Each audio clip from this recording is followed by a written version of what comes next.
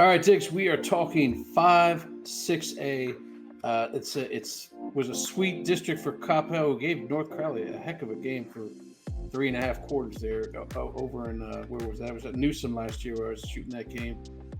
They took the district last year, but man, it's this when we saw the realignment 2 years ago, and we saw Guyer in there, Louisville, the Flower Mound teams, the Louisville ISD district. Really, it's a pretty stacked district. You think they hold that spot again this year? Now that you know your guys off the Baylor's, quarter Eddie Griffin's gone, and some other guys, Weston Polk is gone. Do they stick their spot still? Yeah, this is one of those fascinating culture versus player debates because this district, Coppell, does have to grad. They graduate everybody. When we look at their all district list and we look at the stats coming back, they don't have the numbers that really kind of define why they should be ranked so highly. But a couple of years ago, we hadn't heard of this player named Eddie Griffin, and all of a sudden, like, oh, don't worry about us. We're going to be fine. And they kept growing and growing. And now I'm hearing the same things out of Coppell about a player named Carter Singleton, who's already got an offer from Baylor. And you would think Baylor kind of understands Coppell quarterbacks. This is a sophomore to be who is just lighting it up. 6'5", just got the arm strength. Everybody is very high on him. Jaden George at running back is another player who, although hasn't proven it on the varsity level, the 7-on-7, the tape is looking really good. Kenny Gibbs was the quarterback last year in kind of mop-up duty. He's moved over to free safety. So they got the athletes. When I look at the recruiting pages for Coppell and I talk to their coaches, everybody is excited about the youth of the classes and the depth that Coppell has continued to have. And when you look at the rest of their sports, Coppell has really had a renaissance in athletics and has really done very well over the last couple of years in all sports. I think we had a soccer state championship over there.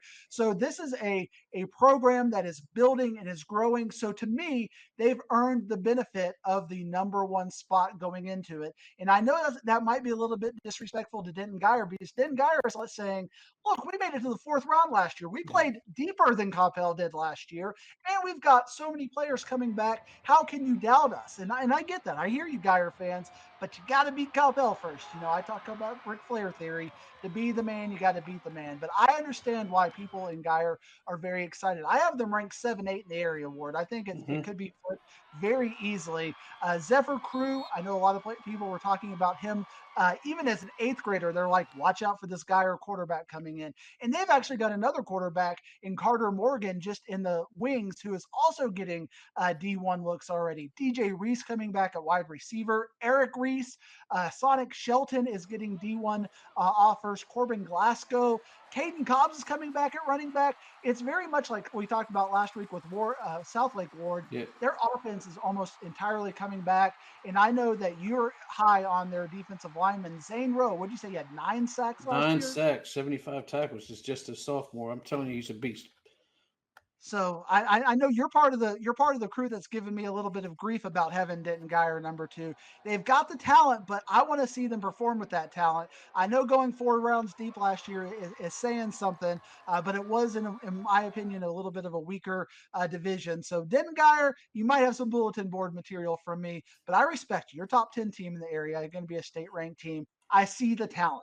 And another team I'm really seeing the talent on, I got 3 teams. There's only one district that can say they got 3 top 10 teams in the area, and it's this district. It is a strong district. And with Louisville, you got Trey Williams coming back. As a sophomore, he had 1,640 yards. You got Tennell Hill coming back at 1,100 Up to yards now. rushing.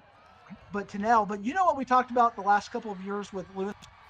Talked about Yeah, that offensive line and all yeah. those D1 players on the offensive line. They're all gone now. So I think we're going to find out now if Louisville can, because they got the skill players. I'm even looking at DJ Martin. I'm looking at Aiden Evans. Their highest recruited player, Taylor Mayo, on the defensive back. I'm looking at the skill players and seeing the speed, but relative to the last couple of years, I'm not seeing the size for Louisville. So that's my question for Louisville. But if they've got young linemen that they can develop, that's where they could step into being a really talented team. Because I feel like culturally last year, Ward, they kind of figured it out with the running game. But another problem with Louisville is that they got rated. Their coordinators got rated. So it's going to be interesting to find out how they're going to deal with losing their offensive and defensive coordinators to head coaching positions. Do you think Hebron can kind of push them too? You're talking about their offensive line coming down a little bit in Louisville, and some of their coaches gone. Is this are they ripe for the picking for Hebron to hop over 'em? I think there's still a little bit of a gap. Hebron graduated heavy last year, and they got three quarterbacks who are battling for the position. They don't even have an announced quarterback. I saw an interview on Dave Campbell's where Coach Towles was talking about that, and he's like, "I don't know who's going to be the quarterback right now." To me, that's a problem. You know, they always Yeah. say if you got two or three quarterbacks, so without a clear winner right now, I think Hebron is going to be struggling. But at running back, they have no problems and no struggle with Asen McCray Jones coming back. He had 1,200 yards last year and 12 touchdowns.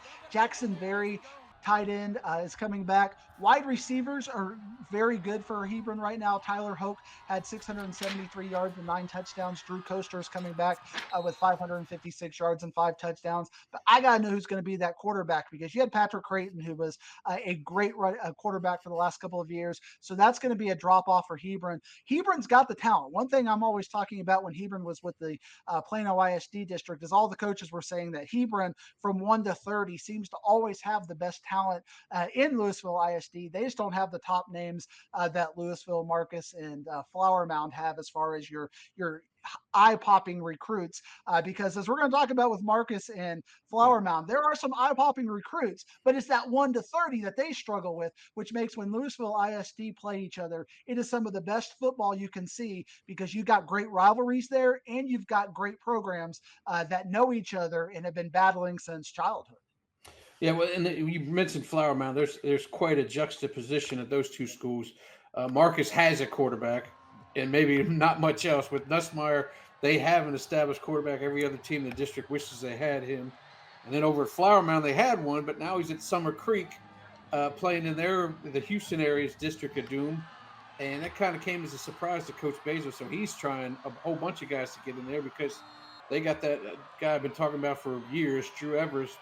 Able to keep the kids' uniform jersey clean. But who's it going to be? Right, and you got Carter Massey coming back. We were excited about him for the last couple of years, and he's back at wide receiver. But you hit the nail on the head. With got Colton Nussmeyer at Marcus, but they've graduated every yard earning running back and receiver. So they got to figure out who their skill players are. But they're going to have a really good offensive line. But you got Flower Mound's got that really good offensive line and Drew Evers. But the big question is going to be who's going to throw them the ball. Chase Alves is another name to keep an eye on, a really talented linebacker out of Flower Mound. I think he's your neighbor. Y'all have potluck dinners. He comes over Potluck. and yeah, just makes you some chicken We play bunco. fettuccine or something. We You played know, bunco with the Alves family. It's awesome. that's what you do over there. But they got so many questions with the four teams that the top four in this district. They don't have those questions. So these are really good teams. I got Marcus ranked in my top 25, and I don't have them making the playoffs. And I think Flower Mound is just as likely to beat Marcus because once the Mound Showdown happens, throw out the records, throw out the players. You're not going to know what you're going to have. But I do think there's a solid delineation. I don't think Braswell or Little Elm are going to be able to compete for a playoff spot. But the top six, you could certainly see Marcus, Flower Mound, and Hebron flip in any sort of way. But I don't think any of those three are going to compete with the top three in this district. Well, go ahead and unless you want to talk a little bit more about Braswell and Little Elm, give me the top 1 through 8 because I know those two teams. Those are some specific tiers there, and those two may be sitting in that lower rung of the ladder by themselves. Well, I'd be remiss not to mention that Little Elm has a new coach, Keyston Alexander. He came from Coppell, so he understands the Coach Wiley culture over there, and they bring back Max Reyes, who had 770 yards. Braswell has Braden Mansell coming back at quarterback. He got some time in their rotation. And Chris Johnson, a very good wide receiver. But again, the infrastructure of Denton, Braswell, and Little Elm, I don't think they're going to be able to compete in this district. But from 1 to 8, I'm going to stick with Coppell, reigning and defending at number 1. I've got Denton Guyer at number 2, Louisville at number 3. Hebron, I think, is going to hold off the Flower Mound schools at 4. Marcus, a very good number 5. Flower Mound, a very good number 6. Denton Braswell at 7, and Little Elm number 8.